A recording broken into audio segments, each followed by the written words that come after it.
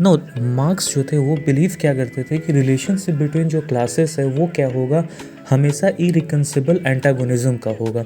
अब मार्क्स इस relationship between जो क्लासेस हैं, दैट इज़ द क्लासेस है प्रोलेटरिएट एंड बुर्जुआ, उस रिलेशनशिप को इरिकन्सिबल एंटागोनिज्म क्यों बोलते हैं? क्योंकि यहाँ पे मार्क्स के मुताबिक क्या होता है, इस रिलेशन में, इस क्लास रिलेशन में मार्क्स के मुताबिक क्या होता है कि सबऑर्डिनेट क्लास जो है वो हमेशा सिस्टमेटिकली एक्सप्लॉइटेड किया जाता है रूलिंग क्लास से। और इस सिस्टमैटिक एक्सप्लॉइटेशन को एक्सप्लेन करने के लिए मार्क्स ने सरप्लस वैल्यू का कॉन्सेप्ट लेके आया था। अब ये जो थ्योरी ऑफ सरप्लस है, इसके मदद से मार्क्स एक्सप्लेन करते हैं कि कैसे सबऑर्डिनेट क्लास जो है वो नेसेसरली और सिस्टमैटिकली एक्सप्लॉइटेड होता है in a class relation between those two classes which have fundamentally irreconcilable antagonistic relationship with each other. अब देखिए, थ्योरी ऑफ सरप्लस वैल्यू क्या है? थ्योरी ऑफ सरप्लस वैल्यू एक मार्क्सिस्ट टर्म है जिसको मार्क्स ने इम्प्लॉय किया था। इसका मतलब क्या होता है कि this Marxist term surplus value denotes the value that is extracted from the labor of the proletariat by the mechanism of capitalist exploitation। यानी कहने का मतलब तुम्हारा क्या है कि सरप्लस वैल्यू क्या है? सरप्लस वैल्यू एक लेबर ऑफ प्रोलेटरिएट का एक वैल्यू है, एक लेबर वैल्यू है जो कि एक्सप्लॉइटेड किया जाता है, एक्सट्रैक्टेड किया जाता है। किससे? तो कैपिटलिस्ट एक्सप्लॉइटेशन से वो वैल्यू क्या होती है? एक्सप्लॉइट की जाती है। देखिए, कैपिटलिज्म का क्वेस्ट क्या है? प्रॉफिट का क्वेस्ट है। Capitalism always want to expand its profit.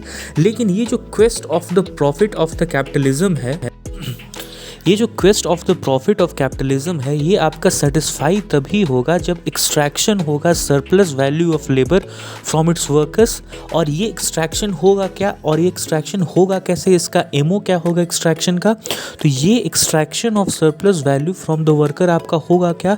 जब वर्कर्स को by paying them less than the value their labor generates. Suppose if their labor generates a value of 100 rupees, and if the capitalist class will pay them only 10 rupees, then that 90 rupees of the value generated by the labor class will be taken as a surplus value, and that surplus value forms the part of the exploitation by the bourgeois class over the proletariat class.